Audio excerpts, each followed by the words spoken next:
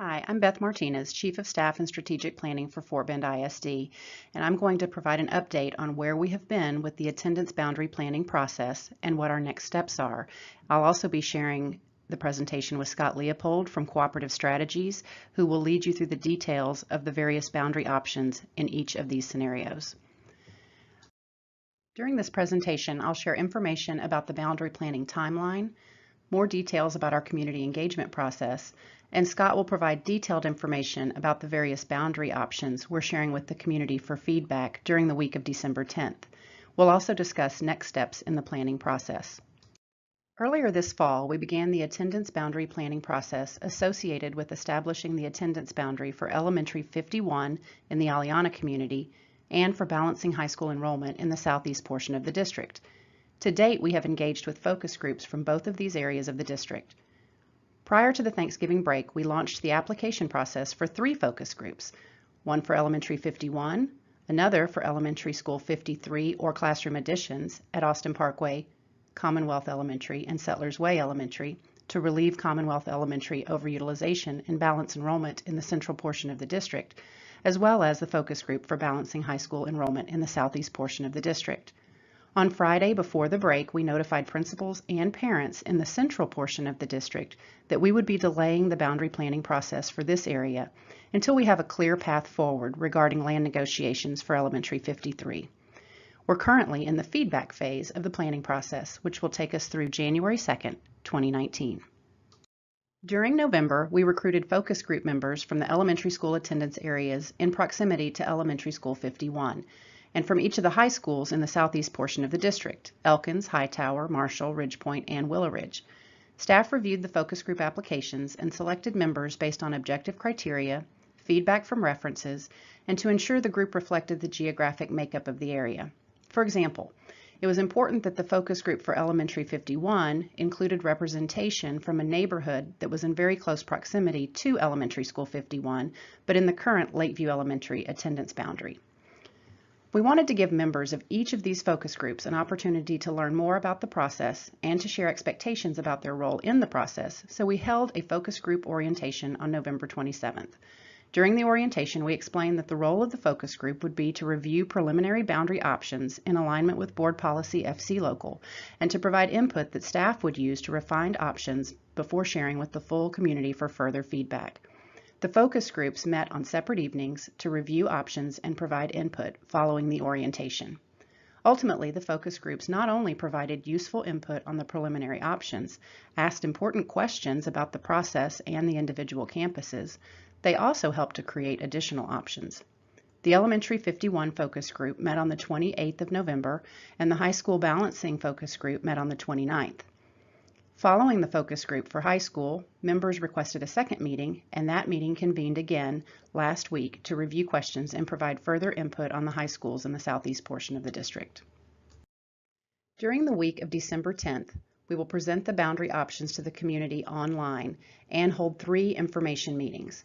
The meetings will be held in 3 areas of the district, starting at Marshall High School on December the 11th, Travis High School on Wednesday, December 12th, and Elkins High School on Thursday, December 13th. This presentation will be shared each night beginning at 7 p.m. in the auditorium of each school. The same video presentation will be posted online beginning December the 11th. Following this presentation, participants will have the opportunity to view boundary options on large maps in the cafeteria of each school and to provide feedback through an online survey. Staff will have iPads available for survey completion during the school meetings. The boundary presentations and online survey will be available online at fortbendisd.com/boundary planning, December the 11th through January the 2nd. Scott Leopold with Cooperative Strategies will now share the boundary options that will be presented to the community for feedback. Thank you, Beth. This is Scott Leopold of Cooperative Strategies, and I will be taking you through the details of the options developed around the new elementary school number 51 in the Aliana area. I want to start by just quickly reviewing some of the feedback we collected from the focus groups. One of the points was that they would like to see everybody attend his or her closest school. If an existing school is going to see an increase in students due to a boundary option, we would like to see an addition on that building before the students begin to enroll, should the building be over capacity based on its current structure. We would also like to see additional capacity in this area beyond what is currently funded. This slide shows the northwest area of the district, and so this is where we have our Elementary 51 located, south of the intersection of West Airport and 99. The background colors represent the existing elementary zones. The thick purple lines represent the high school zones, and the medium-sized orange lines represent the middle school zones. Just for some reference, this is Route 99, and then we have 1464. It comes up all the way to the north of the district. West Airport right here, this is the current line that delineates Austin High School and Travis High School. We also have West Belfort right here, going through Aliana, and then Bissonnet is up here where Hodges Bend Middle School and Holly are located. Just a little more detail, the current Madden boundary is outlined by my laser right here in the rose color. And then we have Oyster Creek over here in the mustard color. It has a detached zone down here, which is Orchard Lake Estates. We also have in brown here the current Lakeview zone, and so it currently splits between Sugar Land Middle School in Kempner and Garcia Middle School in Austin over here on this side. We have Walker Station down here in the purple, and then it has a detached zone right here, Windsor Estates, which also feeds to Satartia, and then onto Austin with the rest of Walker Station. Neal Elementary is here in the green, Pecan Grove in the blue, Oakland in the yellow, and then Patterson up here in the yellow as well, and then Holly here in the brown color. And so that gives you just an idea of the schools that we'll be talking about as we go through these options. This table shows the data that we'll be talking about with the schools in this part of the district. We'll be using design capacity to determine whether or not a school is under or overutilized. If a school is less than 80% of its design capacity, it's going to be considered underutilized, and then highlighted in blue in the utilization section of the table. If it's over 100%, it's considered overutilized, and it'll be between 100 and 105% in the pink, and over 105% will be in the darker pink or the red. Please keep in mind that the numbers that we're using are live-in populations only, and so they don't include any transfers for pre-K or bilingual or ELL programs. Looking at the overall utilization of the elementary schools, as you can see, we have quite a large amount of red in these charts.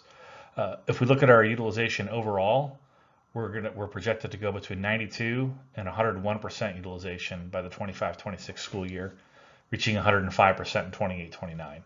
That's even with our addition at Madden, addition at Neal, and new construction of a 1,000 student station elementary school at Elementary 51. So we know we're going to need some additional capacity in this area. Moving on to middle schools, you can see we have some projected overutilization at Bowie beginning in the 2023-24 school year at 103%, projected to go to 120% by the 28-29 school year. If we look at high schools, we have some underutilization at Kempner, below 80% all 10 years, and we start to see some overutilization at Travis, reaching 100% in 22-23, and then getting to 111% in 2028-29. This table shows our overall capacity in the area elementary schools and how it changes over the next 10 years. Lakeview will be rebuilt, opening in the 2021-22 school year for a capacity of 450. It should be noted that this school is being designed with a core for 600 students, and so it's got the ability to be expanded rather easily. Madden will receive an addition in the 2022-23 school year, bringing its capacity to 982. Neal will receive an addition in the 2020-21 school year, bringing its capacity to 1,211 students. Elementary number 51 will open in January of 2020, and so the students will begin the school year at a different school or schools, and then they'll move mid-year into the new Elementary 51. I would just like to touch on some key points before we start to go into the options. Again, the design capacities do not include any portable buildings. It should be noted that the capacity to Elementary 51 plus the addition of Madden is not enough to serve all the students in the current Madden boundary long term. So we're going to have to utilize capacity to other schools. Due to the location of Oakland relative to its students and other schools, we may need to consider an addition to replace the 6 portable buildings on that site in the future. Again, overall, we're projected to reach 101% of the overall design capacity in 2025-26 if we look at all the schools as a whole. We're not going to be able to eliminate all the red in our charts 10 years out, but if we want to push it, but we do want to push it out as far as possible. Also keep in mind that planning is not a one-time event, and we'll have to consider additional capacity in this area in the future. One last point is, as you go through these options, remember that we're not voting on a complete package. We're talking about the components of them, and as we collect the feedback, we'll be asking you to consider the overall option as a whole as well as the individual parts. And keep in mind that as we review this feedback, we may combine pieces of options, and so it's okay if you don't like one portion of the option. We'd like to know what specifically you like or do not like about an option. This is option 1. We'll start with the existing boundaries, and then we'll fade on the changes, and then we'll look at the changes with the existing boundaries faded out, and then we'll highlight the change areas. So let's start with Patterson. Patterson's proposed boundary would be this yellow outlined area here. Should be noted that right now Patterson is one of those schools that splits. So the students to the north would go to Patterson, Crockett, and Bush, and the students south right here go to Patterson, Bowie, Travis. And so under this option, they would all go to Patterson, Crockett, and Bush. The main area that's impacted would be right here. This is the northern portion of Aliana, and again, they would feed Patterson, Crockett, Bush. Moving over to Holly over here, the areas that move into Holly from Patterson would be Mission Sierra and Mission Trace. They would all feed to Holly, and then Hodges Bend Middle School, and then on to Kempner High School. Looking at the Madden boundary outlined in this red color here, it would be probably 90% no transportation school. The only area that would get transported to this school are these students here north of West Belfort. Looking at Elementary 51, it would be in this blue area here. It would be all of Madden, currently south of West Airport, with the addition of Old Orchard and Chelsea Harbor. And so all of those students would feed to Elementary 51, Garcia, and then to Austin. Looking at Oyster Creek would pick up portions of Aliana east of 1464, and also this area that's currently zoned to Holly and Hodges Bend. It would also pick up Stratford Park from Lakeview, and Oyster Creek would feed 100% to Garcia and then to Austin. Looking at this area over here, this is what Lakeview's boundary would look like. The area in here doesn't have any students in it or projected, and so we have a little bit of cartographic liberty where we draw the line. But Lakeview would maintain its current boundary with the exception of Chelsea Harbor and Stratford Park. And it would feed 100% to Sugarland Middle School and then to Kempner. And so this area currently zoned to Garcia and Austin would move to Sugarland and Kempner. We have this area up here in purple, which is currently zoned to Fleming at the elementary level, and then to Garcia and Austin. In this option, we would zone them to Hodges Bend and Kempner. Lastly, we have this area over here, which is projected to grow and expand out of Harvest Green. It's too many students to stay in Neal, even with its addition, and so in this option, we have them zoned to Pecan Grove, with an addition going on to Pecan Grove. We also show an addition on Oakland, even though we don't show any changes to the boundary. It would just be to replace the portables and serve the students that are in its current attendance area. Here's our data associated with option 1. Starting with Holly, you can see that we increased the utilization there from 62% to 99%, reaching 101% years 9 and 10.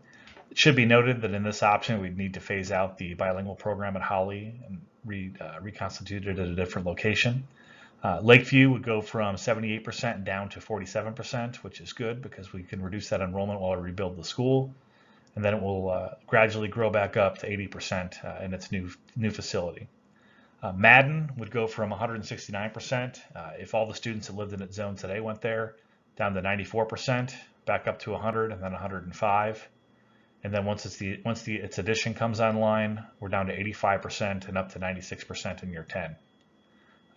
Looking at Neal goes from 88% to 94%, and then passes 100% in 2026-27.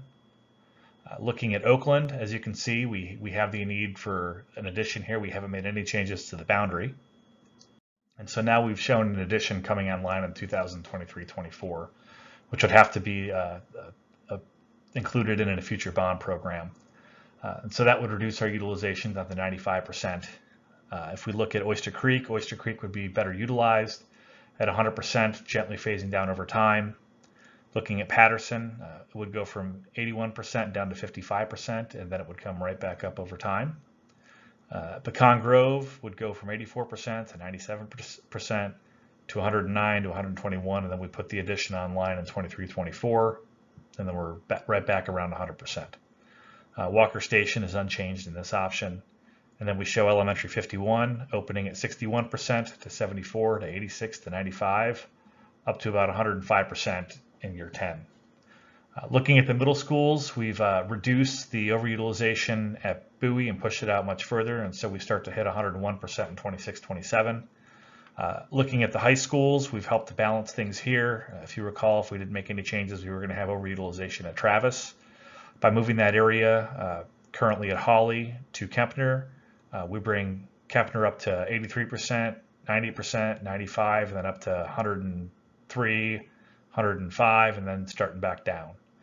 Travis, we keep under 100% all 10 years of the projection. Moving on to option 2, here's the existing boundaries. Here's the changes for option 2. Now we've faded back the existing boundaries and highlighted our change areas.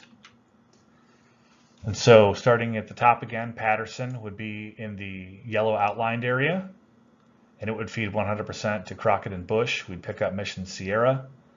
Mission Trace, along with this future undeveloped land, would go to Holly, Hodges Bend, and then to Bush. We'd also pick up kind of this northeast corner of Aliana, which would also go to Holly, Hodges Bend, and Bush. Madden would be left in this red outlined area, and it would feed 100% to Garcia and then on to Austin, which would be a change. One thing to point out here is that we've kind of drawn this line to include this area that is in close proximity to Madden due to walkability, but all of this area here that is in this option is zoned to 51 is also walkable to Madden. And so these students would have to be transported to Elementary 51 even though they're walkable to Madden. And so the area north of Airport would go to Elementary 51, Garcia, and Travis, and south of Airport would go to Elementary 51, Garcia, and Austin.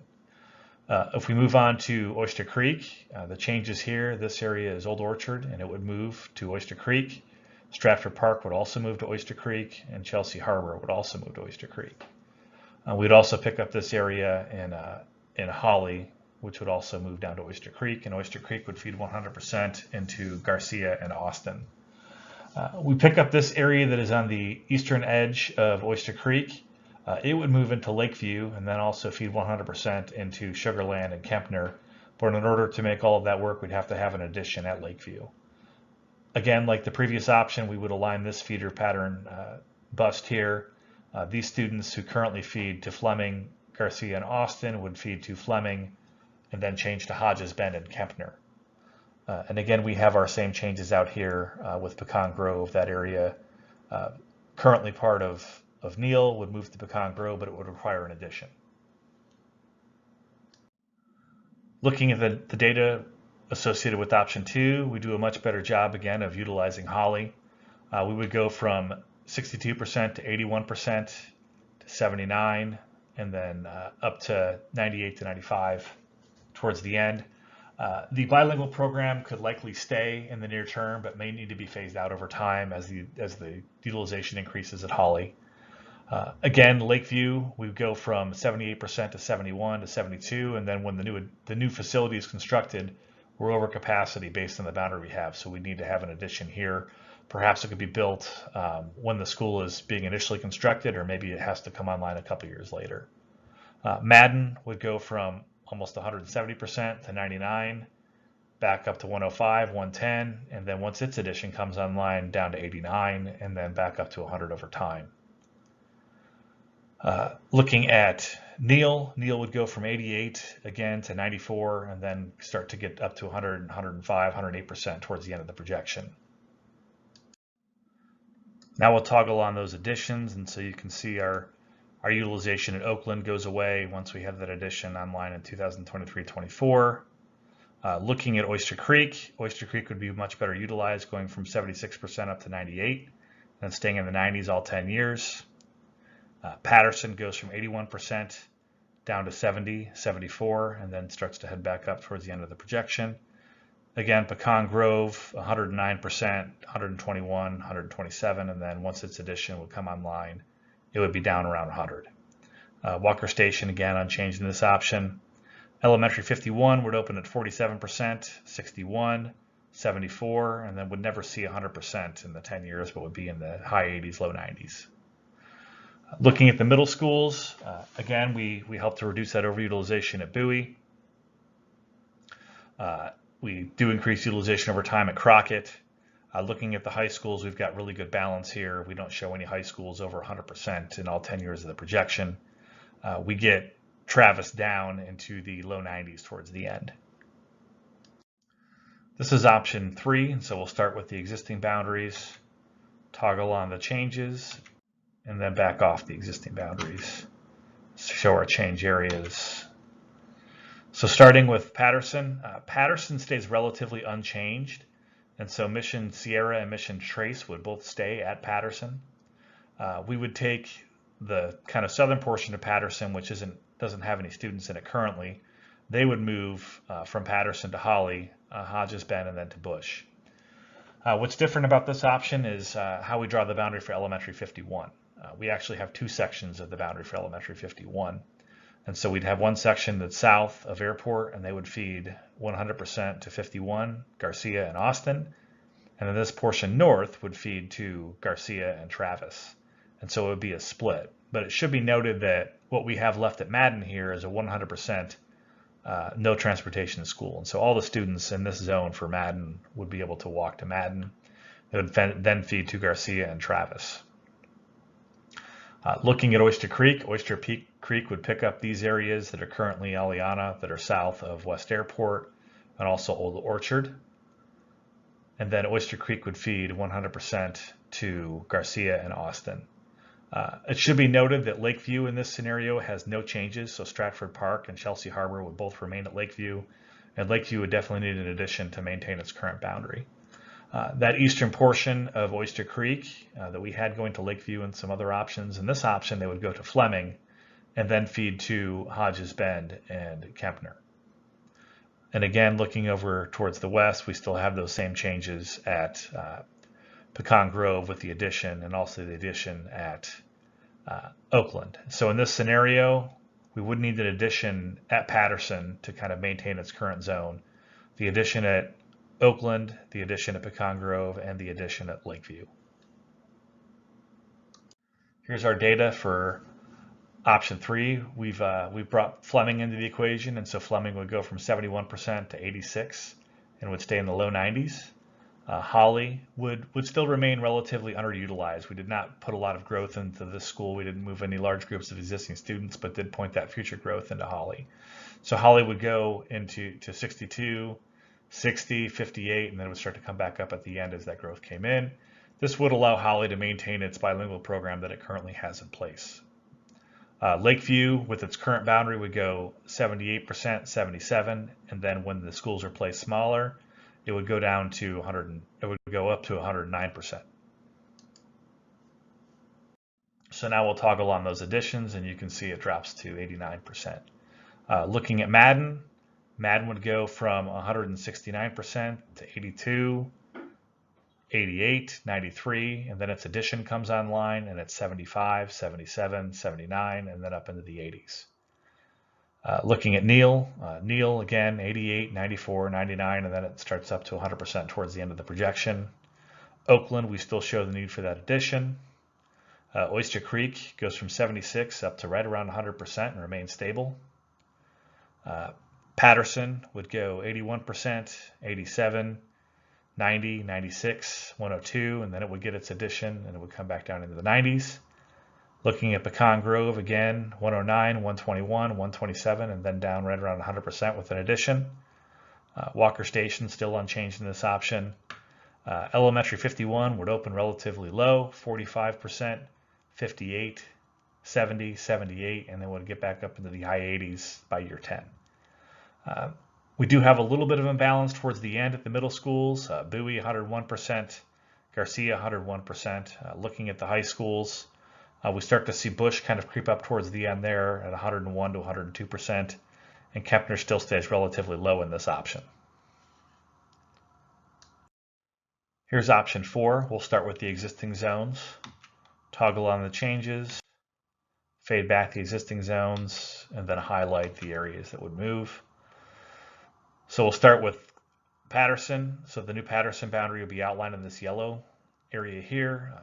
Mission Trace, Mission Sierra would continue to go to Patterson, but we would align them with Crockett and Bush. Currently they're going to Bowie and Travis. The next area would be this area that is currently pointed to Patterson. We would have it go to Holly, Hodges Bend, and then remain at Travis. And so this includes that area currently zoned to Patterson, along with all of Madden that is currently north of West Belfort. And so they would feed to Holly and Hodges Bend, and then go back to Travis for high school, where they're currently zoned.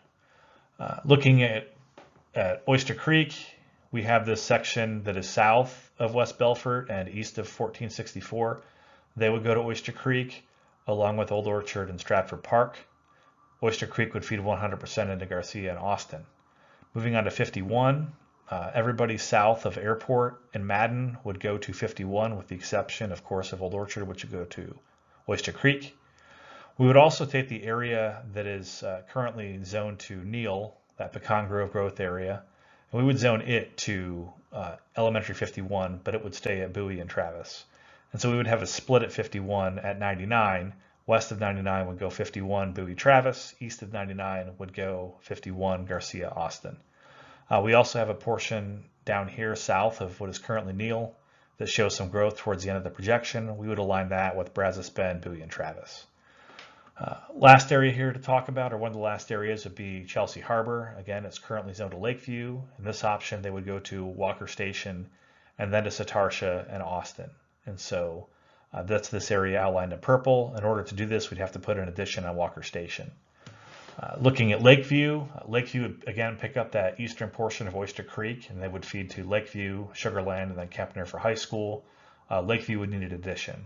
And lastly, we have that feeder split that we currently have, where these students are going to Fleming for elementary and then to Garcia and Austin. We would align them to Hodges Bend and Kempner with the rest of Fleming. Here's our data associated with option 4. We've added Brazos Bend onto this, and so you can see towards the end we do have an increase at Brazos Bend. Holly goes from 62% up to the 90s 5 years out, and then 102, 106, 110. And so again, we could probably maintain that bilingual program as is for the next few years, but it may need to phase out over time. Looking at Lakeview, Lakeview would be 78%, 71, 72, and then when its new capacity is reduced, we're at 107. Now we'll toggle on those additions. So Lakeview, 107, 113, and then down into the high 80s, low 90s. Madden, 169, 82, 88, 93. This addition comes online, it's in the 70s for a few years, and then back up into the 80s. Neal, 88, 94, 99, and then its addition comes online, and it's in good shape.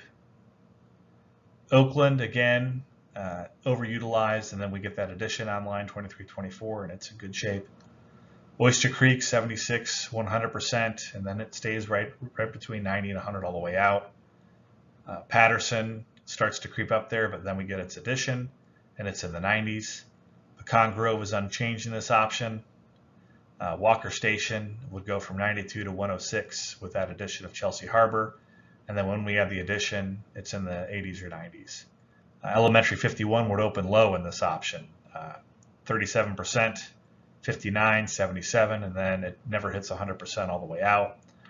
Good balance at the middle schools, a little bit of underutilization, but not too bad.